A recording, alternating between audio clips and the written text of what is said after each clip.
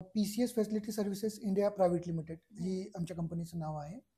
सध्या मी देशभरात आणि विदेशात सुद्धा काम करतोय. सध्या पूर्ण देशभरात आमचे 1300 लोक कामं करत आहेत आमच्या PCSच्या रोलवरती, जे की आमच्या मल्टी फॅसिलिटी मॅनेजमेंट कंपनी आहे. त्यामध्ये आम्ही हाऊसकीपिंग, सिक्युरिटी, टेक्निकल आणि मेंटेनन्स सर्व्हिसेस ह्या सगळ्या सर्व्हिसेस आम्ही प्रोव्हाइड करतो. ते खूप मोठं इन्स्पिरेशन माझ्या आयुष्यात होतं. म्हणजे एक आयुष्यात टर्निंग पॉईंट म्हणतो आपण. इथपर्यंतची जर्नी तर आपण मेहनत करत करत आलो, पण एक टर्निंग पॉईंट जो होता तो दिवस होता. चालू केले त्यावेळेस माझ्यासोबत फक्त 4 लोक होती. म्हणजे 4 मुलांसोबत मी हा सेटअप चालू केला होता. आज ते 1300 लोकांवरती पोहोचलेलं आहे. सध्या आपण UAE, दुबई या ठिकाणी सुद्धा काम करतोय. सेम फॅसिलिटी मॅनेजमेंटच काम आपण. सर्व्हिस क्षेत्रामधली टॉप 5 ची कंपनी आम्हाला बनवणे भारतामध्ये, हे माझं विजन आहे. नमस्कार, मी आयशा सय्यद. तुम्ही पाहताय ब्राऊन टाऊन. बिझनेसची गोष्ट ही नवी सिरीज आपण सुरू करतोय आणि त्या अंतर्गत आपण अशा लोकांना भेटणार आहोत ज्यांनी परिस्थितीशी संघर्ष करत स्वतःचं अस्तित्व निर्माण केले आणि ज्यातून एक बिझनेस मॉडेल उभं राहिले. आज आपण भेटणार आहोत अशा व्यक्तीला ज्याला भेटल्यानंतर, ज्याचं बोलणं ऐकल्यानंतर तुम्हाला नक्कीच प्रेरणा मिळेल याची मला खात्री आहे. त्यामुळे हा व्हिडिओ शेवटपर्यंत नक्की पहा. आपण भेटणार आहोत PCSचे सरफराज शेख यांना, ज्यांनी परिस्थितीशी संघर्ष करत आज स्वतःचं अस्तित्व निर्माण केलंय. PCS ही कंपनी उभी केली. ही कंपनी कशी उभी केली, त्यांचा संघर्षाचा काळ कसा होता, बालपण कसं होतं, या सगळ्याबद्दल बोलायचंय. सरफराज शेख, तुमचं खूप खूप स्वागत आहे आमच्या नव्या सिरीजमध्ये. PCS बद्दल आपण बोलतोय, तुमची कंपनी आहे. सध्या PCS मध्ये किती लोक काम करतात, सध्या काम कसं सुरू आहे? नमस्कार, माझं नाव Sarfaraz Shaikh. PCS facility services India private limited ही आमच्या कंपनीचं नाव आहे. सध्या मी देशभरात आणि विदेशात सुद्धा काम करतोय. सध्या पूर्ण देशभरात आमचे 1300 लोक कामं करत आहेत आमच्या PCSच्या रोलवरती, जे की आमच्या मल्टी फॅसिलिटी मॅनेजमेंट कंपनी आहे. त्यामध्ये आम्ही हाऊसकीपिंग, सिक्युरिटी, टेक्निकल आणि मेंटेनन्स सर्व्हिसेस ह्या सगळ्या सर्व्हिसेस आम्ही प्रोव्हाइड करतो. बेसिकली आमचं काम जे आहे ते manufacturing industries, IT sector, corporate offices, manufacturing units आणि मॉल्स या ठिकाणी आम्ही बेसिकली आमच्या जास्तीत जास्त सर्व्हिस देण्याचा प्रयत्न करतो. ओव्हरव्ह्यू जर बघितलं तर MIDC कंपन्या असतील किंवा पुण्यामध्ये ज्या IT कंपन्या आहेत, शोरूम्स आहेत मोठे मोठे, ह्या ठिकाणी आमच्या सर्व्हिसेस काम करतात. आता आम्ही एक्झॅक्टली काय करतो तर आउटसोर्सिंग मॉडेल अंतर्गत कंपन्यांना जे रिक्वायरमेंट असतात, मॅनपॉवर बेसिस सर्व्हिसेस, त्याच्यामध्ये हाऊसकीपिंग, सिक्युरिटी, टेक्निकलच्या सर्व्हिसेस असतात. त्यांच्या कंपनीसोबत आम्ही 1 वर्षाचं टाईप करतो किंवा 2 वर्षाचं कॉन्ट्रॅक्ट असतं. त्या अंतर्गत आम्ही त्यांना रेग्युलर सर्व्हिसेस प्रोव्हाइड करतो. म्हणजे बेसिकली ह्या कॉन्सेप्टमध्ये आम्ही सध्या काम करतो. सध्या आपण कुठल्या कुठल्या कंपनीशी कनेक्ट आहोत, कुठल्या कुठल्या कंपनीमध्ये आपले सध्या एम्प्लॉई आहेत? करेक्ट. तसं तर ऑल ओव्हर महाराष्ट्र जिथे जिथे इंडस्ट्रियल एरियाज आहेत, त्यामध्ये अगदी अगर स्टार्ट केलं आपण बारामतीपासून, बारामतीमधील जेवढ्या पण मोठ्या कंपन्या आहेत, डायनामिक्स डेअरी असेल किंवा बाहुली कंपनी असेल, भारत फोर्ज आहे. कोल्हापूरमध्ये जर आपण गेलं तर गोकुळ डेअरी कंपनी आहे, संजय गोडावत यांची कंपनी आहे. ह्या सगळ्या मॅन्युफॅक्चरिंग कंपनीसाठी आपण सध्या काम करतो. आपलं जे मेन ऑफिस आहे ते पुण्यामध्ये आहे, जे आपण जिथे बसलो आहोत.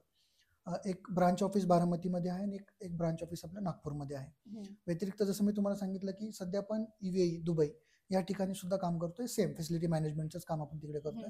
तिकडे सुद्धा एक आपलं ग्लोबल ऑफिस आहे. अच्छा. आणि तिकडं जर का समजा एखादा महाराष्ट्रातला मुलगा आहे ज्याला तिकडे जाऊन काम करायची इच्छा आहे, तर मग ते कसं स्वरूप असतं तिकडे जाऊन काम करायचं असेल? अगदी ज्या लोकांना विदेशात जाऊन नोकरी करायची म्हणजे आवड आहे किंवा त्यांना इच्छा आहे जाण्याची, तर डेफिनेटली आमचा प्लॅटफॉर्म त्यांच्यासाठी ओपन आहे. साधारणतः 2 वर्षासाठी तो क्रायटेरिया असतो. मिनिमम 2 वर्ष तुम्हाला तिथे आमच्या कंपनीसोबत काम करावं लागतं, अशी ही आहे. बाकी नियमावली जे आहेत आमचे त्याच्या, म्हणजे त्याने इथं आधी कनेक्ट व्हायचं तुमच्याशी, इथे काही वर्ष काम करायचं, मग तिकडे तो नाही, इथे आमच्या ऑफिसशी कनेक्ट झाल्यानंतर तिथे 2 वर्षासाठी तुम्हाला काम करणे. आणि तिकडे कशा प्रकारच्या नोकरी आपल्या महाराष्ट्रातल्या मुलांना मिळू शकतात? सेम मेंटेनन्स काइंड ऑफ किंवा टेक्निकल मध्ये जर पाहिले तर इलेक्ट्रिशियन, प्लंबर, त्यानंतर कार्पेंटर किंवा हेल्पर्स, ह्या सगळ्या नोकरीमध्ये पण त्यांना तिकडे संधी उपलब्ध करून देऊ शकतो. आणि ते पैशांमध्ये जर बोलायचं झालं, इथं त्याला मिळणारा पगार आणि तिकडं दुबईला गेला, तो परदेशात गेला, तर तिकडं मिळणारा पगार याच्यात कितीपत फरक असतो? अच्छा. साधारणतः आपण इंडियात ज्यावेळेस काम करतो त्यावेळेस 15-16 हजार रुपये ही ॲव्हरेज ग्रॉस सॅलरी इथे मुलांना भेटते. सेम तिकडचं जर काउंट केलं तर साधारणतः ती सॅलरी 35,000 पर्यंत जाते भारताच्या करन्सीनुसार. पण त्याच्यामध्ये आम्ही तिथल्या कामगारांसाठी राहणं आणि ट्रान्सपोर्टची व्यवस्था ही मोफत करतो. ओ अच्छा. हम्म. आणि आपल्या इथल्या महाराष्ट्रातल्या भारतातल्या जे एम्प्लॉई आहेत आपले हम्म. त्यांच्यासाठी काय काय फॅसिलिटीज आहेत आपल्याकडे?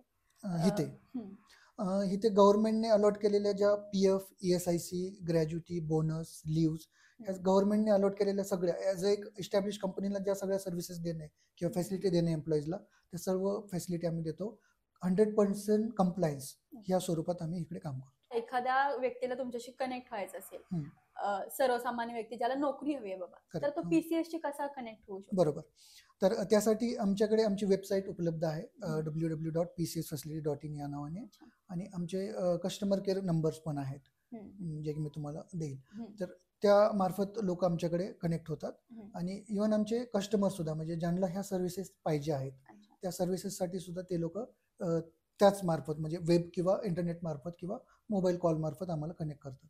सरफराज यांनी त्यांच्या कंपनीबद्दल सांगितलं, मात्र इथं येण्यापर्यंतचा खूप मोठा संघर्ष आहे. आणि एक विशेष आमच्यातलं कनेक्ट सांगायचं म्हटलं तर आम्ही दोघं एकाच गावातले आहोत. ते जरी माझ्यापेक्षा मोठे असले तरी तसं एकाच गावात आम्ही वाढलेलो आहोत.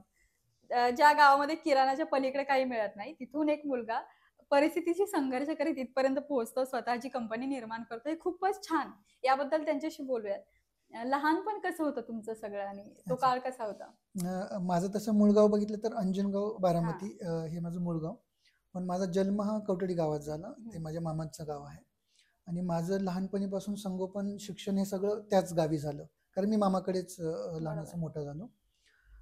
जसं संघर्षाबद्दल बोलले तर कवठडी हे गाव जर पाहिलं तर दौंड तालुक्यातील आणि बारामती आणि दौंड तालुक्याच्या बॉर्डरवरचं गाव, जे की आज पण म्हणजे तालुक्याच्या हिशोबाने बघितलं तर सगळ्यात मागास गाव असं म्हणायला हरकत नाही. मागास म्हणण्यापेक्षा सुविधा तिकडे खूप कमी खूप कमी होत्या. आज पण काही सुविधा आपल्याकडे अभाव आहे, नाही. पण त्या काळात म्हणजे 1990 पासून ते 2003 पर्यंत हा काळ मी तिथे राहिलो. तर ह्या काळात बेसिक सुविधा तिकडे काहीच नव्हत्या. अगदी लाईटचं तर माहिती आहे आपल्याला, त्यावेळेस बी लाईट बरोबर. वगैरे हा प्रकार नव्हता, पाणी त्यावेळेस नव्हतं, रस्ते नव्हते, दळणवळणाचं कुठलंही साधन त्या ठिकाणी नव्हतं. अगदी ST बस सुद्धा मला आठवत आहे 2004-05च्या पुढेच तिकडे ST चालू झाली होती. त्यामुळे बेसिक सुविधा कुठल्याच नव्हत्या. आणि अशा परिस्थितीमध्ये आम्ही कवठडीमध्ये माझं 7वी पर्यंत शिक्षण झालं. त्यानंतर 8वी ते 10वी मी कोरकुममध्ये शिक्षण घेतलं, आणि 11वी-12वी माझं वरवंडी या ठिकाणी कॉलेज झालं. त्याच्या पुढचं शिक्षण मी पुण्यात घेतलं. पण हे सगळं करत असताना मला आठवतं आमच्या मामांची, आजोबांची शेती आहे तिकडे. तर आम्ही शिक्षण घेता घेता म्हणजे आम्ही शेतीत पण काम करायचो, पण जसं की ग्रामीण भागात माहिती आहे की शिक्षणापेक्षा शेतीला जास्त महत्व द्या, म्हणजे कामाला जास्त महत्व दिलं जायचं. म्हणजे आम्हाला शेती हा सेकंडरी पार्ट होता. जसं की आजच्या जनरेशनमध्ये जर पाहिलं गेलं तर सोशल मीडिया असेल, इंटरनेट असेल, गुगल असेल, याच्यातून तुम्हाला माहिती भेटते की तुम्ही करिअर कसं केलं पाहिजे, शिक्षण कसं घेतलं पाहिजे. आजकाल ऑनलाईन शिक्षणाचा किंवा ई-लर्निंगचा ट्रेंड आहे. हे त्यावेळेस काहीच नव्हतं. म्हणजे शिक्षक लोक जे शिकवतील हे शिक्षण, आणि म्हणजे शाळेच्या नंतरचा वेळ हा तुम्ही घरातल्या कामासाठी किंवा शेतातल्या कामासाठी देणं. तर ह्याच्यामध्ये आम्ही जास्त हे केलं. 7वी-8वी पर्यंत एवढं समजत नव्हतं. 8वी, 9वी, 10वी ज्यावेळेस आम्ही शिक्षणासाठी कोरकुमला जायचो, मला आठवतं की रस्ते वगैरे सगळे कच्चे होते तिकडं. आम्ही सायकलवर हा प्रवास केला 3 वर्ष. मला आठवते 7 किलोमीटर आम्ही गावातून 8-10 लोकांचा, मुलांचा ग्रुप होता, आम्ही सायकलवर तिकडे प्रवास करायचो. अगदी ऊन, वारा, पाऊस या सगळ्या गोष्टींमधून आम्हाला त्रास झाला. मध्ये एक ओढा आहे, जेरेगाव ते मळदला जाणार एक ओढा आहे. मला आठवतं एक वर्ष असं झालं होतं की एवढा पाऊस झालेला, त्या ओढ्यामध्ये लिटरली एवढं पाणी होतं की आम्हाला सायकल डोक्यावर घेऊन आम्ही खांदे एवढ्या पाण्यातून तो ओढा क्रॉस करून आम्ही गावी गेलो होतो. म्हणजे इथपर्यंत म्हणजे तुम्ही ह्या जेवण समजू शकता की त्या रस्त्याची परिस्थिती काय होती त्यावेळेस. 8वी 9वी शिक्षण, 8वी 9वी 10वी शिक्षण झाल्यानंतर वरवणमध्ये आम्ही तिकडेच राहून तो 2 वर्षाचा जो अभ्यासक्रम होता तो पूर्ण केला. आता जनरली त्यावेळेस 10वी-12वी झालं म्हणजे बस झालं शिक्षण, हे ह्या ग्रामीण भागातलं शक्यतो माइंडसेट असतो लोकांचा. तर आमच्या घरातून पण तेच व्हायचं की आता बस झालं शिक्षण, आता तुम्ही कामाचं बघा. काम काय करायचं हा सगळ्यात मोठा प्रश्न. त्यावेळेस कुरकुम MIDC असेल किंवा बारामती MIDC इकडे थोडासा स्कोप होता. मग जसं मी म्हटलं की 11वी सुद्धा आम्हाला गाईड करण्यासाठी असं कोण नव्हतं. जे आमच्या पुढे आमचे भाऊ वगैरे किंवा जे मामांची मुलं होते ते शिकवतात, त्यांनी थोडंसं गाईड केलं किंवा तुम्ही सायन्स वगैरे घ्या. पण आम्हाला पाहिजे होतं की सगळ्यात सोपं काय, जेणेकरून आपण लवकर त्यातून जाऊन आणि त्यात शिक्षण पण कम्प्लीट करू शकतो. त्यावेळेस मी टेक्निकल ट्रेडमधून मी मेकॅनिकलचं 2 वर्षाचं कंप्लीट केलं, 11वी-12वीचं शिक्षण. नंतर मी जॉबसाठी ट्राय केला तिकडे बारामतीमध्ये, पण तिकडे गॅप सिस्टम किंवा ब्रेक सिस्टम होता, त्याच्यामुळे मी तिकडे जास्त दिवस काही केलं नाही. 2002, 3, 4 ह्या 3 वर्षात खूप मोठा दुष्काळ या ठिकाणी पडला होता महाराष्ट्रात. म्हणजे तुम्हाला आठवतं की माहित नाही, पण त्यावेळेस खूप भयंकर दुष्काळ पडला होता. परिस्थिती अशी होती की पाणी तर नव्हतंच, पण लिटरली लोकांना कामधंदे पण नव्हते. त्यावेळेस काय करायचं हा खूप मोठा प्रश्न होता. तर आम्हाला आठवतं गावात आम्ही मग ट्रॅक्टरवर कामाला जा, ट्रकवर कामाला जा, वाळू भरणे, अगदी खत भरणे.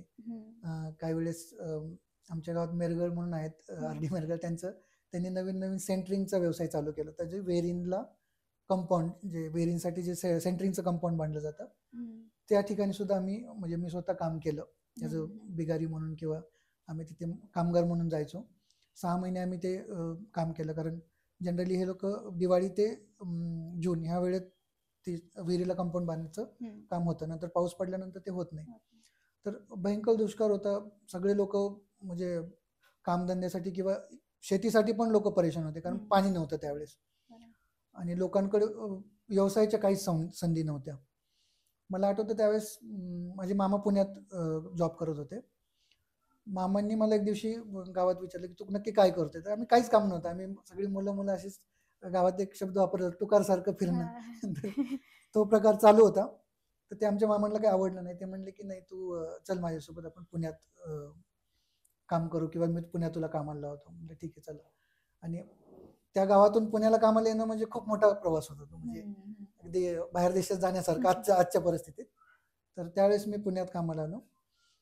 2-3 महिने काम कसं, म्हणजे कुठलं काम करायचं याच्यावरतीच बऱ्याच ठिकाणी मी अगदी सिक्युरिटी गार्ड वगैरे असं पण काम केलं. कपड्यांच्या शॉपमध्ये सेल्समन म्हणून काम करण्याचा प्रयत्न केला, पण तिकडे कुठे जुळलं नाही. शेवटी मामाने मगरपट्टा सिटी म्हणून इकडे जे एक नवीन प्रोजेक्ट उभारला जात होता, त्या ठिकाणी IT कंपन्यांमध्ये हाऊसकीपिंगच्या कामासाठी मला अपॉइंट केलं. आता विषय असा होता की मी 12वी शिकलो होतो, पुढचं शिक्षण पण मला करायचं होतं. सुट्टीच्या काळात हे सगळे विषय चालले होते. हाऊसकीपिंगचं काम कसं करायचं, पण ठीक आहे, आता मामांनी सांगितलंय, थोडा प्रेशर होता, म्हणून मी म्हणलं चला करूया ॲटलिस्ट. 1-2 महिने आपण करून म्हणलं आपण सोडूया, परत पुढे बघूया काय करायचं. ह्या हिशोबाने मी करत गेलो. नंतर जसं जसं कामात वाढत गेलो किंवा काम चालू राहिलं, कामाची आवड निर्माण झाली. पण वाईट हे वाटायचं की आपण हाऊसकीपिंग करतोय. इव्हन म्हणजे त्या काळात मी 15-15 दिवसाला गावी जायचो, सुट्टी असायची शनिवार रविवारचं, तर मी जायचो गावी. मला माझे मित्र विचारायचे तू नक्की काय करतो पुण्यात. मी त्यांना सांगायचो नाही, मी तिथे ऑफिसमध्ये काम करतो, हालाकी मी हाऊसकीपिंगचं. पण ते सांगणं एवढं सारखं नव्हतं, म्हणून मी ते लपवायचो की नाही, मी तिकडे ऑफिस बॉयचं काम करतो म्हणून. अच्छा, तर त्यांना सगळ्यांना एकदम प्राऊड वाटायचं की यार चला, आमचा मित्र तिकडे जाऊन काम करतो. ते मला विचारायचे की आम्हाला कामाला घेऊन चल. अच्छा, मी असेल तेव्हा सांगेल. ऍक्च्युली त्यावेळेस मी त्यांना घेऊ शकलो असतो, पण मीच काम असं करत होतो हाऊसकीपिंग, त्यामुळे मला त्यांना इकडे आणणं हे वाटत नव्हतं. म्हणून म्हणलं ठीक आहे, नंतर बघूया आपण. असा हा काळ निघून गेला. त्यानंतर पण 2-3 महिने झाले, त्यानंतर शिक्षणासाठी सुद्धा म्हणलं की थोडं थांबून करूया, आपण थोडं गॅप घेऊन करूया, आणि हे काम चालू ठेवलं. पण मनात कुठे ना कुठे ती खंत होती की आपण जे काम करतो ते योग्य आहे का म्हणून. पण तुम्ही ते हाऊसकीपिंगचं काम करत होता ना, तेव्हा तुम्हाला एक सल्ला मिळाला होता, तो सल्ला खूप महत्त्वाचा आहे. तर कवठडी गावामध्ये आमचे एक आजोबा होते, जे की मौलवी होते आमचे. त्यांनी ते आमच्या गावाला पूर्ण ते मार्गदर्शन करायचे. तर मी एक दिवशी त्यांना, इस्माईल नाना नाव त्यांचं, मी त्यांना एक दिवशी असंच जाऊन विचारलं, म्हणलं मी असं काम करतोय पुण्यात, पण मला ते काय पटत नाही म्हणाला की असं करतोय आपण हे सफाईचं काम वगैरे. तर तुम्ही म्हणजे नाही का मार्गदर्शन करा थोडं. म्हणलं की काय केलं पाहिजे, मी सोडून दुसरं काय बघितलं पाहिजे का वगैरे. नाही म्हणलं आता किती दिवस झालं करतोय. म्हणलं मी 3 महिने होऊन गेले करतोय ते काम. त्यांनी मला एक खूप महत्त्वाचा सल्ला दिला होता की बघ, कुठलंही काम छोटं किंवा मोठं नसतं. देवाने त्या कामात तुमची रोजीरोटी दिलेली, तर ते काम कुठलंही असू नये, रोजीरोटी भेटती ना, ते काम सगळ्यात श्रेष्ठ काम आहे. तर त्या कामाला कधी सोडू नका. आणि दुसरी गोष्ट, ज्या कंपनीत किंवा ज्या युनिटमध्ये तुम्ही काम करताय किंवा ज्या कंपनीसोबत तुम्ही जोडला आहात, काम करता, ते काम कंटिन्यू करा. भले किती तुम्हाला तिथं अपडाऊन्स येतील, त्रास होईल, पण कुठलीही कंपनी काम चालू केल्यानंतर सोडू नका लवकर. हा त्यांनी खूप महत्त्वाचा सल्ला दिला होता. कारण तुम्ही ज्यावेळेस लॉंग टर्म एखाद्या कंपनीसोबत काम करता, तर तुमचं नक्कीच करिअर त्यातून घडतं. मला आठवतं त्यांनी 2004 मध्ये हा मला सल्ला दिला होता. आणि ज्या गावात राहणाऱ्या सर्वसामान्य माणसांनी सल्ला तो तुम्हाला कायमस्वरूपी. हो, म्हणजे अगदी त्यावेळेस नोकरी हा प्रकार म्हणजे खूप, म्हणजे आमच्या गावात तर नोकरी कोणीच नव्हतं हा, बरोबर. त्यावेळेस. तर त्यावेळेस हा सल्ला दिल्यानंतर मला तो सल्ला मी पाळला आणि मला पटलं होतं ते त्यांचं म्हणणं. मी नंतर बाहेरून शिक्षण माझं कंप्लीट केलं. ग्रॅज्युएशन मी पुणे युनिव्हर्सिटीमधून मी एक्सटर्नल ॲडमिशन घेऊन शिक्षण कंप्लीट केलं काम करता करता. पण तो सल्ल्याने मला सलग 11.5 वर्ष मी एकाच कंपनीत काम केलं. हो. हालाकी ह्या पिरियडमध्ये भरपूर कंपन्यांचे ऑफर आलेले की तुम्ही पगार वाढवून देऊ किंवा चांगली पोझिशनसाठी. हा, पण मला ज्यावेळेस म्हणजे इव्हन माझे सहकारी जे होते माझ्यासोबत काम करणारे, हा. त्या सगळ्यांनी काम सोडून दुसऱ्या कंपन्या हायर सॅलरीमध्ये वगैरे जॉईन केलं. पण मला त्यांचा सल्ला नेहमी आठवायचा. मी कंपनी शेवटपर्यंत ते न सोडण्याचा निर्धार केला होता. ही जर्नी चालत राहिली. मध्ये बऱ्याचशा गोष्टी झाल्या. म्हणजे 11 वर्ष मी ज्यावेळेस ह्या कंपनीमध्ये काम केलं तर मी 11 वेळा प्रमोशन्स घेतले ह्या कंपनीमध्ये. एवढं डेडिकेटेडली काम करण्याचा मी मनापासून प्रयत्न केला. 2016 मध्ये मला आठवतं मी गुढीपाडवा होता आणि मी असंच दुसऱ्या काही कामानिमित्त गोविंद बागेत गेलो होतो बारामतीमध्ये. माझं ॲक्च्युली काम वेगळं होतं. मी कोणासोबत तरी तिकडे गेलो होतो आणि सडनली पवार साहेब तिथे होते. तर त्यांचे जे स्वी सहाय्यक होते त्यांनी म्हणले की साहेब बसलेत, फ्री आहे, तुम्ही त्यांना विश करू शकता, पाडव्यासाठी आलात. म्हणलं नाही काय, म्हणजे आपण कधी असं 1 to 1 कधी भेटणं नाही. नाही, ते म्हणले की आहेत फ्री तर भेटून घ्यायचं तुम्हाला भेटायचं असेल तर. ठीक आहे म्हटलं. मग मी जस्ट ते ऑफिसमध्ये बसले होते, त्यांना जाऊन आम्ही शुभेच्छा दिल्या. बुके होते ते देऊन त्यांना शुभेच्छा दिल्या पाडव्याच्या. त्यांनी सहज नाव वगैरे विचारलं, गाव कुठलं काय, तर मी त्यांना सांगितलं हे गाव. काय करता विचारलं. त्यावेळेस मी बारामतीमध्ये शिफ्ट झालो होतो आणि तिकडे जॉब करत होतो सेम कंपनीमध्ये. मग त्यांना मी पूर्ण कामाची माहिती दिली की मी काय करतो. त्याच्यानंतर त्यांनी गावाच्या बद्दल, आमच्या अंजनगावबद्दल विचारलं की पाणी वगैरे येतं कसं, काय काय तिथे काय काय सुविधा आहेत, हे सगळं बोलल्यानंतर मग त्यांनी हा प्रश्न विचारला की किती वर्ष झालं तू काम करतो. म्हणजे 11 वर्ष झाले होते, आज 11.5 वर्ष झाले मला ह्या कंपनीमध्ये. त्यांनी म्हणले मग तुम्ही एवढे दिवस झाला अनुभव घेतला, एवढं सगळं आहे, तुम्हाला एवढं सगळं प्लॅटफॉर्म आहे, तर तुम्ही स्वतःचा व्यवसाय का नाही करू शकत. तर त्यांनी मला BVGचे जे सर्व आहेत, हनुमंत गायकवाड यांच्याबद्दल सांगितलं की त्यांनी जसं व्यवसाय उभा केला तर तसं तुम्ही, म्हणजे तेवढं मोठं नाही पण ॲटलिस्ट त्यासारखं तुम्ही करू शकता म्हणून. तर तिथून ते खूप मोठं इन्स्पिरेशन माझ्या आयुष्यात होतं. म्हणजे एक आयुष्यात टर्निंग पॉईंट म्हणतो आपण. इथपर्यंतची जर्नी तर आपण मेहनत करत करत आलो, पण एक टर्निंग पॉईंट जो होता तो दिवस होता. त्यांनी ज्यावेळेस ही गोष्ट सांगितली, मला तिथून पुढच्या काळात 3 महिने मी त्याच्यावरती काम केलं, प्लॅनिंग केलं, अभ्यास केला की आपण जर व्यवसाय चालू केला तर कसं करू शकतो किंवा ते कसं घडू शकेल, पुढे त्यात कसं करिअर निर्माण होईल. 3 महिन्यानंतर ज्यावेळेस मला सगळं कॉन्फिडन्स आला त्यावेळेस मी चालू जॉब मी रिझाईन केला आणि ही कंपनी मी चालू केली जुलै 2016 मध्ये. हा इथपर्यंतच एक टप्पा होता. पण शरद पवार हे असं व्यक्तिमत्व ज्यांना प्रत्येकाचं एक स्वप्न असतं की आयुष्यात एकदा मी मला पवारांना भेटायचंय. तुमच्या त्या भेटीमध्ये किती वेळ भेट झाली आणि काय बोलणं झालं होतं तुमचं? जसं मी सांगितलं की त्या पाडव्याला जे भेटलं होतं ती माझी पहिली भेट होती त्यांच्यासोबत 1 to 1. आणि त्यांनी जे मार्गदर्शन केलं होतं त्यावेळेस मला खरं त्यांच्याबद्दल समजलं की युवकांना योग्य दिशेला मार्गदर्शन करून नेणं आणि त्यांना मोठं करणं, हे जे पवारसाहेबांनी मागच्या काळात केलं त्यांच्या राजकारणाच्या काळात, ह्याचा अर्थ त्यावेळेस कळला की ते कितपत खरं आहे म्हणून. मग ते कोणी असो की तुमच्याकडे जर ती कॅपॅसिटी आहे किंवा तुम्ही जर कॅपेबल आहात तर ते ओळखतात आणि ते तुम्हाला राईट गायडन्स करतात. त्यांनी ते गायडन्स माझा आणि माझ्यासारख्या लाखो तरुणांना केलेलं असणार आहे त्यावेळेस. म्हणून आज बरेचसे लोक तुम्ही पाहता की त्यांच्या गायडन्सनुसार ते वाढलेले आहेत. त्या भेटीतला कुठला असा एखादा पॉईंट होता जिथे वाटलं की नाही, ह्या माणूस म्हणतोय म्हणजे काहीतरी खरंय आणि आपण गेलं पाहिजे, सेवा क्षेत्रात उतरलं पाहिजे? 2016ची ही गोष्ट आहे. त्यावेळेस तुम्हाला पण माहिती आहे की साहेबांचं नाव हे देशभरात कुठल्या लेवलला घेतलं जातं. म्हणजे अगदी ते बोलतात मध्ये की त्यांच्या बोलण्यामध्ये किती डीपनेस असतं हे सगळ्यांना माहिती आहे. तर मी काही लोकांशी चर्चा केली त्याच्यावरती, तर त्यांचं म्हणणं तेच आलं, जर साहेबांनी तुला बघून ही गोष्ट सांगितली याचा अर्थ तुझ्यात काहीतरी आहे आणि तू करू शकतो ती गोष्ट. तो खूप मोठा इन्स्पिरेशन होता माझ्या आयुष्याचा. आणि तिथपर्यंत झालं, शरद पवारांनी सांगितलं असं असं करा, ठरलं की आता PCS उभं करायचं. मग त्यानंतर कुणाला भेटलात, कसं बोलणं झालं आणि मग कसं ठरवलं की आता चला हा पॉईंट आलाय, आपण आता आपली कंपनी सुरू करू शकतो?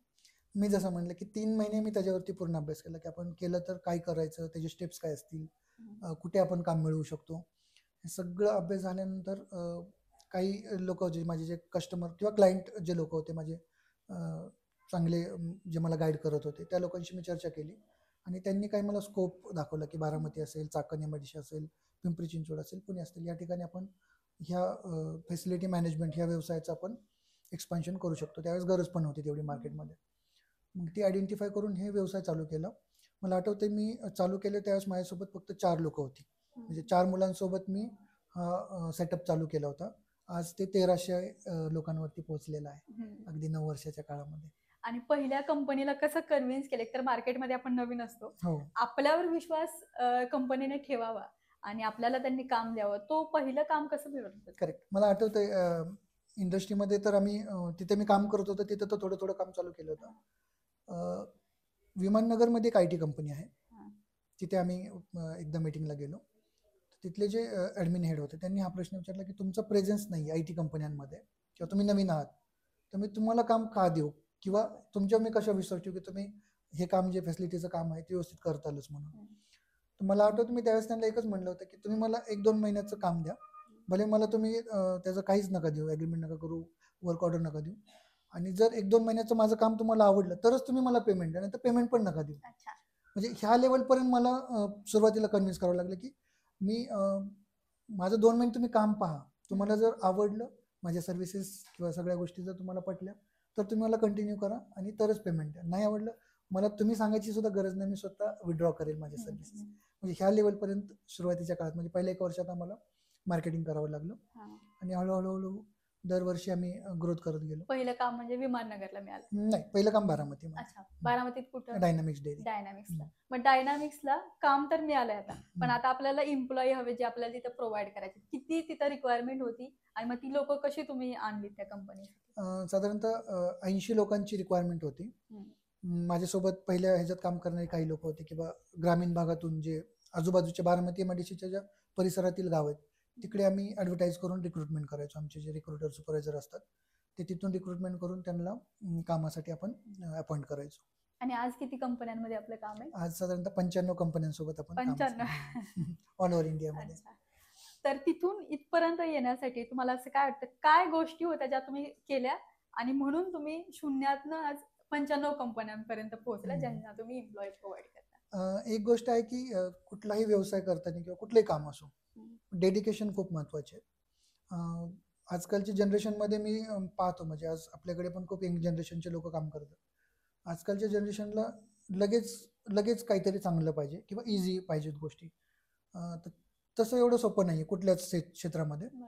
तर डेडिकेशन आणि थोडंसं तुम्हाला मेहनत करणं हे कंपल्सरी आहे. जर तुम्ही कुठलंही एखादं क्षेत्र निवडलं आणि त्याच्यामध्ये डेडिकेशन्स ठेवले आणि थोडासा सुरुवातीला तुम्हाला अप अँड डाऊन्सला फेस करावं लागेल, पण जर तुम्ही सुरुवात केली आणि कन्सिस्टन्सी ठेवली, सातत्य ठेवलं, तर पुढे जायला मला नाही वाटत की तुम्हाला कोण अडवू शकतं. कोरोनाचा काळ होता, सगळं जवळपास ठप्प झालं होतं.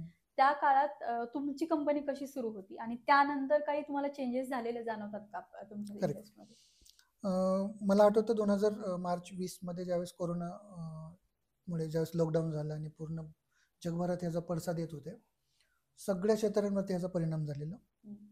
अगदी पहिल्या महिन्यात तर अगदी मेडिकल क्षेत्र सुद्धा प्रभावित झालेलं, पण नंतर मेडिकल क्षेत्र असेल किंवा इतर काही क्षेत्र ते चालले. पण फॅसिलिटी स्पेशली आमच्या क्षेत्रामधल्या ज्या IT कंपन्या असतील, कॉर्पोरेट कंपन्या असतील, ह्या त्यावेळेस पूर्ण ठप्प झालेल्या आणि आमच्यासारख्या कंपन्या ज्या त्या कंपन्यांना सर्व्हिसेस देत होत्या त्या सुद्धा ठप्प झाल्या होत्या. एक चांगलं होतं की आमचं काम फूड आणि फार्मा सेक्टरमध्ये जास्त होतं. म्हणजे माझ्या कामाचा 70% पार्ट हा फूड आणि फार्मा मॅन्युफॅक्चरिंग कंपनीसोबत आहे. तर कोविडमध्ये ह्या इंडस्ट्रीज बंद नाही झाल्या, म्हणजे काही प्रमाणात चालू होत्या, नंतर फुल फ्लेज चालू राहिल्या, कारण त्यावेळेस इसेन्शियलमध्ये हे चालूच होतं, फार्मास्युटिकल्स असतील किंवा फूड मॅन्युफॅक्चरिंग कंपनी. तर 70% ह्याच्यामध्ये आमचं काम असल्यामुळे ते सर्वायवल आमचं चालू राहिलं. मला त्या काळात हॉस्पिटलला पण प्रोव्हाइड केलं. मला आठवतं पहिला पेशंट बारामतीमध्ये, त्यावेळेस तरी पुण्यामध्ये वगैरे होतेच, पण पहिला पेशंट बारामतीमध्ये मला वाटतं एप्रिलमध्ये आयडेंटिफाय झालं आणि त्यांना रोईमधील इथलं जे गव्हर्नमेंट हॉस्पिटल आहे तिथे त्यांना ठेवण्यात आलं होतं. अगदी हॉस्पिटलचे स्टाफ वगैरे सगळे तिथून, म्हणजे त्यावेळेस भीती एवढी होती की कोणीच कामाला येत नव्हते. हॉस्पिटलचा सफाईचा स्टाफ असेल किंवा इतर कर्मचारी असतील ते सुद्धा कामाला येत नव्हते. त्यावेळेस मला अजितदादांच्या मार्फत बोलणं झालं की तिथे तुम्ही काही सुविधा देऊ शकता का, कारण तिकडे खूप प्रॉब्लेम चालू होते, क्लिनिंग नव्हतं, हायजीन नव्हतं. तर मला ज्यावेळेस फोन आला मी म्हटलं चालेल दादा, म्हटलं आम्ही करूया त्याच्यामध्ये काही जेवढी बेस्ट आम्ही काय मदत करता येईल. मला आठवतं त्यावेळेस आम्ही 2 महिन्यासाठी त्या हॉस्पिटलचं सफाईचं काम केलं होतं. अगदी एवढी भीती असताना सुद्धा माझे काही विश्वासू लोक होते, त्या लोकांना मी ते रिप्लाय करून ते काम करून घेतलं होतं. आणि तिथून पुढे म्हणजे कोविडचं 2020, 21, 22 या 3 वर्षापर्यंत आम्ही बारामती झोनमधले जेवढे बी कोविडचे हॉस्पिटल्स होते किंवा हॉस्टेल्स होते तिकडे सर्वीकडे आम्ही सर्व्हिसेस प्रोव्हाइड केले होते स्वच्छतेचे. आणि आता जर का समजा एखादा मुलगा आहे ज्याला असं वाटतं की आपण असं काहीतरी केलं पाहिजे, सर्व्हिस इंडस्ट्रीमध्ये आलं पाहिजे, तर तसा आता स्कोप आहे नव्या येणाऱ्या लोकांसाठी? आणि डेफिनेटली स्कोप, ही गरज अशी आहे की फॅसिलिटी सर्व्हिसेस किंवा हे जे सेक्टर आहे याची गरज दिवसेंदिवस वाढतच चाललेली आहे. फक्त मी जसं म्हणलं की कुठलाही व्यवसाय किंवा नोकरी हे करत असताना तुमचं विजन आणि तुमचं डेडिकेशन हे तेवढंच महत्त्वाचं आहे. मला पण आठवतं की आम्ही ज्यावेळेस स्टार्ट केलं होतं त्यावेळेस विजन तेवढं मोठं नाही ठेवलं होतं. ज्यावेळेस तुम्ही त्या गोष्टींमध्ये एंटर होता मग हळूहळू तुम्हाला त्याचे पाथ किंवा विजन दिसू लागतात किंवा स्कोप दिसू लागतो. तर कुठलीही गोष्ट करताना तर मी युथ जनरेशनला एकच सांगेल की तुम्ही मोठं स्वप्न पहा, त्यातून मोठं विजन ठेवा आणि सुरुवात त्या पद्धतीने करा. आणि कन्सिस्टन्सी आणि डेडिकेशन ह्या 2 गोष्टींमध्ये तुम्हाला जर तुम्ही त्या पद्धतीने काम केलं तर तुम्ही नक्कीच त्याच्यामध्ये यशस्वी होतात. पीसीएसचं विजन काय? पुढे जाऊन पीसीएसला काय क्षेत्रामध्ये काम करायचं किंवा पुढचं विजन काय दिसेल मला? फॅसिलिटी मॅनेजमेंट क्षेत्रात पीसीएस ही सध्या सुद्धा अग्रगण्य नावांमध्ये ओळखली जाते. आमचं विजन हेच आहे की आम्ही मल्टीनॅशनल आता 2 कंट्रीमध्ये आम्ही काम करतोय, इंडिया आणि UAE. अशा अनेक कंट्र्यांमध्ये काम करून सर्व्हिस क्षेत्रामधली टॉप 5ची कंपनी आम्हाला बनवणे भारतामध्ये, हे माझं विजन आहे. आणि त्याच्यासाठी माझे सर्व जे कर्मचारी किंवा सहकारी आहेत ते सर्वांची सोबत आहे आणि मला अपेक्षा आहे की त्यांच्या शेवटपर्यंत याच्यामध्ये सोबत राहील माझ्यासोबत. आणि पीसीएसच्या मी लोकांचं पाहिलं की सगळ्यांचा एक युनिफॉर्म आहे, तुम्ही पण तो युनिफॉर्म घालता. तर आपल्या ह्या कंपनीचा एक युनिफॉर्म असावा असं तुम्हाला का वाटलं? ते का ड्रेस कोड काय तुमच्या कंपनीचा? सर्व्हिस इंडस्ट्रीमध्ये युनिफॉर्मिटी ही अगदी पहिल्यापासून आहे. म्हणजे जर पाहिलं तर मी माझ्या कंपनीमध्ये सुद्धा ज्यावेळेस आम्ही स्टार्ट करत होतो आपण काहीतरी युनिक डिझाईन बनवणं हे खूप गरजेचं होतं. मला आठवतं मी 1 महिना त्याच्यावर काम करत होतो की आपण युनिफॉर्म डिझाईन करायचं, कारण युनिफॉर्म ही तुमच्या प्रोफेशनलपणाचा एक पार्ट आहे. ज्यावेळेस तुम्ही युनिफॉर्ममध्ये असता त्यावेळेस तुमचं ऑटोमॅटिकली एक प्रोफेशनलिझम दिसून येतं. तुम्ही पहा आजकाल तर बऱ्याच सेक्टरमध्ये युनिफॉर्म हे कंपल्सरी झाले, पहिले नव्हते. तर युनिफॉर्म ही तुमची एक आयडेंटिटी आहे आणि तुमचं प्रोफेशनल असण्याचं एक चिन्ह आहे ते. आणि पीसीएस हेच नाव का कंपनीचं द्यायचं ठरलं, त्याच्यामागे काही गोष्ट आहे का? असं काही नाही, प्रोफेशनल कॉम्प्रिहेन्सिव्ह सर्व्हिसेस ह्या कन्सेप्टमधून आम्ही हे पीसीएस ब्रँड नेम तयार केलं आणि आज त्याच्यावरतीच आम्ही काम करतो. आता तुम्ही जवळपास 10-1 वर्ष या क्षेत्रात काम करता, त्याच्या आधी नोकरी केली. नोकरीमध्ये आणि व्यवसायामध्ये काय फरक वाटतो? फरक मोठा आहे. व्यवसायामध्ये तुम्ही स्वतःचं ज्यावेळेस एक विश्व निर्माण करता त्यावेळेस तुम्हाला पाहिजे त्या गोष्टी तुम्ही करू शकता. नोकरीमध्ये तुम्ही एक पर्टिक्युलर लिमिटपर्यंत तुम्ही तिथे जबाबदारी किंवा एक काम करू शकता. तुमच्यावरती कोण ना कोण तिथं असतं जेणेकरून तुम्हाला काही लिमिटेशन्स येतात. व्यवसायात असल्यानंतर तुम्हाला ओपन टू स्काय म्हणतो ना आपण, तेवढं हे आहे की हे सगळ्या गोष्टींमध्ये तुम्ही whole and soul decision maker आहात. तुम्ही पाहिजे ते डिसिजन घेऊ शकता, भले ते चुकीचं असो किंवा बरोबर असो. चुकला तर अनुभव आणि बरोबर झालं तर यशस्वी होता. तुम्ही स्वतः जेव्हा एका दिवशी आता एवढे वर्ष काम करताय, असं स्वतःला वाटतं की आता नाही यार, आता नाही होते किंवा जरा लो फील होतं स्वतःला, त्या दिवशी तुम्ही स्वतःला सरफराजला काय सांगता? पुढे जाण्यासाठी कसं मोटिवेट करता? बऱ्याचदा अशी परिस्थिती होते. पण जसं की म्हणलं की व्यवसाय करत असताना तुम्हाला अप अँड डाऊन्स थोडेसे फेस करावे लागतात. काही दिवशी असं वाटतं की नाही आपण खूप फेडअप होतो, खूप जास्त त्रास होतो कधी कधी. अशा वेळेस थोडंसं शांत राहा आणि म्हणतात ना स्वतःला थोडंसं चिल करा. दुसऱ्या दिवशी नवीन प्लॅनिंग नाही, त्या गोष्टी पुढे येणार नाहीत. म्हणजे काही समस्या ज्यावेळेस येतात तुमच्या कामामध्ये असतील किंवा इतर काही व्यवसायामध्ये असेल तर त्या समस्या परत कशा येणार नाहीत ह्याच्यावरती काम करा. का आले ह्याच्यावरती कधीच विचार नका करू. आल्यानंतर त्याच्यावरती आपल्याला सोल्युशन काय आहे आणि ती गोष्ट रिपीट होणार नाही याची जर काळजी घेतली तर मला नाही वाटत कुठलं आपण त्यातून नैराश्याची भूमिका येईल म्हणून. तुम्ही झाले त्याच्यावरती बऱ्याचदा लोक विचार करतात की का असं झालं, माझ्यासोबतच का असं झालं. मला नाही वाटत की त्या गोष्टींवरती आपण विचार करत बसलो पाहिजे. झाले त्याला ऍक्सेप्ट करा आणि पुढे होणार नाही आणि पुढे ह्याच्यामध्ये आपण इम्प्रूव्हमेंट कशी करू शकतो याच्यावरती जास्त लक्ष दिलं तर मला नाही वाटत की नैराश्य येईल किंवा कधी तुम्हाला रिग्रेट करायची वेळ येईल. आमचं जे गाव आहे दौंड तालुक्यातलं कवठडी, ते अत्यंत साधं गाव आहे. तिथून इथपर्यंत येण्याचा प्रवास हा खरंच खूप मोठा असणार आहे, हे असणार आहे. तर तुम्हाला ज्यावेळेस तुम्ही कवठडीत होता तेव्हा तुम्हाला असं वाटलेलं कधी की आपण एवढं काहीतरी करू शकतो, असं कधी वाटलेलं? नाही, असं इथपर्यंत पोहोचेल म्हणून तर नव्हतं वाटलं कधी. पण आयुष्यात काहीतरी करायची जिद्द त्यावेळेस पण होती, की जे पण करेल अगदी मन लावून करेल. ह्या भावनेतूनच प्रत्येक गोष्ट जसे समोर येत गेल्या तसं करत गेलो. पण विजन त्यावेळेस तसं नव्हतं की इथपर्यंत पोहोचू म्हणून. आणि जी तुमच्यासारखी मुलं आहेत, जी आता ज्यांना असं वाटत असेल की तुम्ही ज्या काळात होता सरफराज, ज्या काय स्ट्रगल 10वी 12वी कॉलेज चालू होतं, तेव्हा खूप एनर्जी असते. असं वाटतं की आता मी काहीतरी निर्माण करू शकतो, आता मी उद्या जातो आणि असं काहीतरी करतो. त्या लोकांना, त्या मुलांना तुम्ही काय सांगाल? कसं पेशंटली काम केलं पाहिजे आणि हे सगळं उभं करायला कसा वेळ जातो, त्यासाठी किती पेशन्स लागतात? बरोबर. पेशन्स तर डेफिनेटली लागतातच. पण मी जसं मगाशी पण सांगितलं की कुठलीही व्यवसाय करायचा असेल, कुठलाही व्यवसाय अगर तुम्हाला करायचा असेल, त्याचं पूर्ण प्लॅनिंग तुमच्याकडे पाहिजे आणि कुठली गोष्ट करत असताना तुमचे सातत्य त्यामध्ये पाहिजे. जर एखादा व्यवसाय तुम्ही करायचं ठरवलं, आता मला माहिती आहे, आता माझे जे मित्र आहेत ते बरेचसे व्यवसाय करतात. कोणी ट्रेडिंगमध्ये काम करतं, कोणी दूध डेअरीचं कलेक्शनमध्ये काम करतं. तर मोठं विजन ठेवून काम करा, की मी आज जर 10 लिटर दूध हे करतोय, कलेक्ट करतोय, तर ह्याचं रूपांतर मी 10 लाखात कसं करेल. ह्याच्यासाठी जर त्याने ताकद लावली किंवा ह्या विचाराने जर त्यांनी काम केलं तर नक्कीच व्यवसाय हा वाढेल त्याचा. आणि बिझनेसमध्ये उतरताना माइंडसेट कसा पाहिजे? आणि बघा आपल्यासारख्या लोकांकडे तेवढं फायनान्स नसतो, तर तो फायनान्स उभा करायचा, समजा एखाद्याकडून कर्ज घ्यायचंय, ते कितपत घेतलं पाहिजे? असं आवाक्या पलीकडे जाऊन घ्यायचं का ते आपल्या जेवढं अंतरून आहे तेवढंच घेऊन तो बिझनेस उभा केला पाहिजे? करेक्ट. नाही, आता जर पाहिलं तर गव्हर्नमेंटने सुद्धा स्टार्टअपसाठी खूप मोठे म्हणजे सुविधा निर्माण करून दिलेल्या आहेत. स्टार्टअप फंड्समधून आपण फंड्स घेऊ शकतो किंवा तुम्ही फायनान्शियल गोष्टी असतील तर छोटे छोटे फायनान्स लावून तुम्ही व्यवसाय चालू करा. असं काही नाही की एकदम मोठा सेटअप.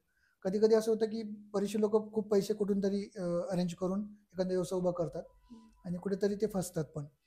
तर खूप मोठा फंड लावण्यापेक्षा छोटा फंड लावून तो व्यवसाय आधी तुम्ही छोट्या लेवलला सेट करा आणि त्याच्यातून येणारच फंड किंवा त्याच्यातून येणारच जे कॅपिटल असेल त्याला यूज करून तुमचा व्यवसाय वृद्धी करा. एकदम मोठा व्यवसाय करण्याच्या ह्याच्यात पडतं तर कधी कधी तुम्हाला नुकसान होऊ शकतं. तर त्या व्यवसायातून जे घडेल किंवा फंड तयार होईल किंवा कॅपिटल तयार होईल तेच लावून तुम्ही त्या व्यवसायाची वृद्धी करू शकता. तसं केलेलं कधी पण चांगलं फायनान्सच्या बाबतीत. पीसीएस आता जसं युएईला काम करते, तसं अजून कुठल्या कंट्रीमध्ये करायचं काही पुढे भविष्यात प्लॅन कसं काय? नक्कीच. गल्फच्या ज्या इतर कंट्रीज आहेत किंवा युरोपियन कंट्रीज आहेत, इकडे आमचं नेक्स्ट प्लॅनिंग असेल की तिकडे आम्ही कशा सर्व्हिसेस वाढवू शकतो किंवा आमचं नेक्स्ट एक्सपान्शन तिकडे कसं करू शकतो. तर स्वतः हाऊसकीपिंगचं काम करण्यापासून हाऊसकीपिंग क्षेत्रामध्ये एक उंचीला जाणं आणि आपल्यासारख्या 1300 मुलांना रोजगार देणं हे काही सोपं नसतं. ते सरफराज शेख यांनी करून दाखवलंय, ज्याचा आम्हाला कवठडीकर म्हणून खूप अभिमान आहे. आणि तुम्हाला या पुढच्या सगळ्या तुमच्या वाटचालीसाठी खूप साऱ्या शुभेच्छा. तुम्हीही बिझनेसची सिरीज बघत राहा आणि तुमचे जर काही प्रश्न असेल तर ते कमेंट बॉक्समध्ये नोंदवा. या पलीकडे जात आपण आणखी पुढच्या भागातही अशाच एका व्यक्तीला भेटणार आहोत, त्यामुळे बघत राहा बिझनेसची गोष्ट. सेवा क्षेत्रामध्ये अग्रगण्य नाव असणाऱ्या पीसीएसच्या ऑफिसमध्ये आपण आहोत. चला तर मग पाहूयात पीसीएसचं ऑफिस कसे.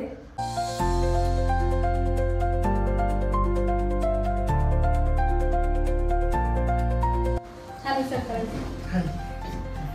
पीसीएसचे मॅनेजिंग डायरेक्टर सरफराज शेख यांच्या ऑफिसमध्ये आपण आहोत. पुण्याच्या त्यांच्या मेन ऑफिसमध्ये सध्या आलेलो आहोत आणि आपण त्यांच्याकडून त्यांच्या ऑफिसची टूर करणार आहोत. कसे त्यांचं ऑफिस चालवा. सर, तुमचं ऑफिस कसं आहे आम्हाला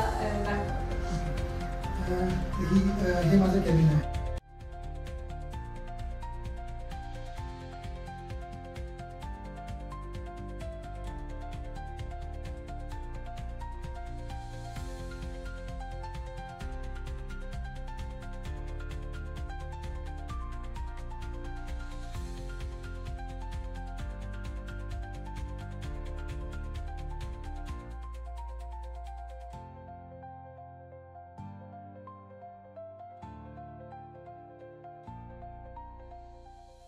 हे आमचं रिसेप्शन डेस्क आहे. इकडे आमचे जे ऑफिस बॉय असतात ते बसतात आणि हे वेटिंग एरिया आहे. ते पण न्यू जॉईनिंगसाठी किंवा इतर काही कामासाठी येतात, ऑफिसची कामासाठी, त्या लोकांसाठी वेटिंग एरिया आहे.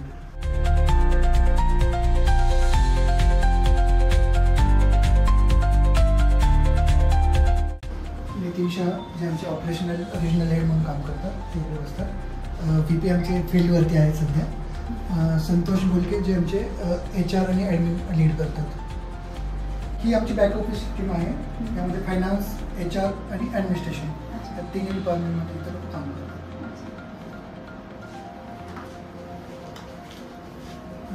या बाजूला कॉन्फरन्स रूम आहे.